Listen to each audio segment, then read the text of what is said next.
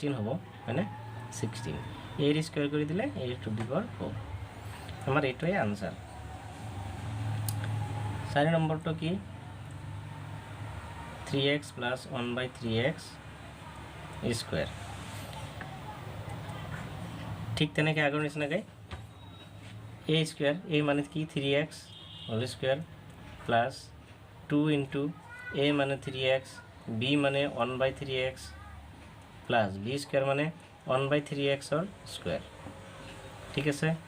এটি কি মানে 9x square plus এই তিনি কাটা গল x কাটা গল থাকিল কি মান only 2 প্লাস এটু কিমান থাকিব 1 ক স্কয়ার করলে 1 হয় তলত কি আছে 3 এর স্কয়ার মানে 9 x এর স্কয়ার মানে x স্কয়ার আর এনেকে লিখিব পারিবা 9x স্কয়ার প্লাস 1 বাই 9x স্কয়ার প্লাস 2